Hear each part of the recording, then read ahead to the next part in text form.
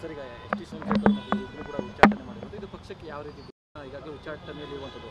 ಯಾರು ರೇಣುಕಾಚಾರ್ಯ ಇರ್ಬೋದು, ಕಟ್ಟ ಸುಬ್ರಹ್ಮಣ್ಯನ್ ಅವರು ಕೂಡ ಉಚ್ಚಾಟನೆ ಸಾಧ್ಯತೆಗಳಿದೆ.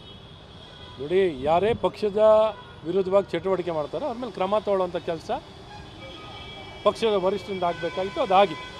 ಅದು ಮುನಿರತ್ನವ್ರ ಮೇಲೂ ಕೂಡ ಆಗಬೇಕಿತ್ತು ಅಂತ ಅವ್ರು ನೇರವಾಗಿ ಆರೋಪ ಮಾಡಿದ್ದಾರೆ. ನಮ್ಮ ಮಾತ್ರ ಯಾಕೆ, ಮುನಿರತ್ನವರು ಕೂಡ ಸಾಕಷ್ಟು ಪಕ್ಷದ ವಿರೋಧ ಚಟುವಟಿಕೆ ಮಾಡಿದ್ದಾರೆ.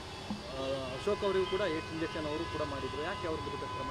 ಯಾವುದೇನಿಲ್ಲ, ಪಕ್ಷ ಯಾರ್ಯಾರು ಸೂಕ್ತವಾಗಿದ್ದಾರೋ ಅವ್ರ ಮೇಲೆ ತೊಗೊಂಡಿರುವಂಥದ್ದಾಗಿದೆ. ನೋಡಿ, ಕಾಂಗ್ರೆಸ್ ಪಕ್ಷ ಪ್ರತಿಪಕ್ಷವಾಗಿದ್ದಾಗ ಜನರನ್ನು ಕಾಡಿ ಬೇಡಿ ಕಾಲಿಡಿತಾ ಇದ್ರು. ಪ್ರತಿಯೊಂದು ವ್ಯಕ್ತಿ ಕಾಲಿಡಿದು ದಯವಿಟ್ಟು ನಮ್ಗೆ ಓಟ್ ಕೊಡಿ, ದಯವಿಟ್ಟು ಓಟ್ ಕೊಡಿ, ನಾವು ಅಧಿಕಾರ ಕೊಡಿ, ಪೆನ್ ಕೊಡಿ, ಪೇಪರ್ ಕೊಡಿ ಅಂತೆಲ್ಲ ಕೇಳ್ಕೊಂಡ್ರು. ಜನ ಏನು ಕೇಳಿರಲಿಲ್ಲ, ನಿಮಗೆ ಗ್ಯಾರಂಟಿ ಕೊಡಿ ಅಂತ ಜನ ಕೇಳಲಿಲ್ಲ. We at East Point Group of Institutions offer a wide range of courses that provide limitless opportunities, building skills over 2 decades.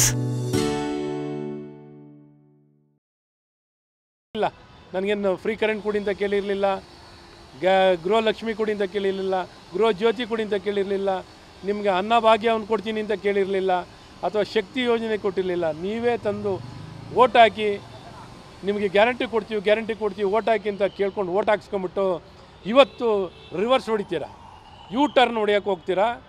ಜನಕ್ಕೆ ನಿಮ್ಗೆ ಅಷ್ಟು ನಿಮ್ಮ ಮೇಲೆ ನಿಮಗೆ ಭರವಸೆ ಇದ್ದರೆ, ನೀವು ಮಾಡಿರೋ ಘನ ಕಾರ್ಯಗಳು ಮೇಲೆ ನಿಮ್ಗೆ ವಿಶ್ವಾಸ ಇದ್ದರೆ ಆಯಿತು, ಗ್ಯಾರಂಟಿನ ಹಿಂದೆ ಪಡಿತೀರಾ.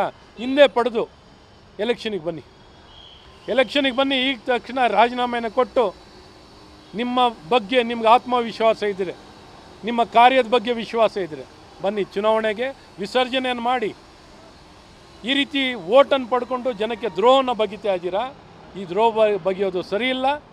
ನೀವು ಇನ್ನೂ ಏನೆಲ್ಲ ಮಾತನ್ನು ಕೊಟ್ಟಿದ್ರೋ, ಗ್ಯಾರಂಟಿನ ಎಲ್ಲರಿಗೂ ಕೊಡ್ತೀನಿ ಅಂತ ಹೇಳಿದರೆ, ಎಲ್ಲ ವರ್ಗದ ಎಲ್ಲ ಜನರಿಗೂ ಕೊಡ್ತೀನಿ ಅಂತ ಹೇಳಿದ್ರಿ. ಈಗ ಯಾಕೆ ಹಿಂದಕ್ಕೆ ಹೋಗಿದ್ದೀರಾ? ನೀವು ಕೊಡಿ, ಇನ್ನೂ ಹೆಚ್ಚಾಗಿ ಕೊಡಿ ಗ್ಯಾರಂಟಿ, ನಮಗೇನು ಅಭ್ಯಂತರ ಇಲ್ಲ. ಆದರೆ ಕೊಟ್ಟ ಮಾತಿಗೆ ತಪ್ಪಬೇಡಿ, ಭರವಸೆಗೆ ತಪ್ಪಬೇಡಿ. ನೀವೇನೋ ತಪ್ಪಬೇಕಿದ್ರೆ ವಿಸರ್ಜನೆಯನ್ನು ಮಾಡಿ ಚುನಾವಣೆಗೆ ಬನ್ನಿ ಅಂತ ಕೇಳ್ಕೊತೀವಿ.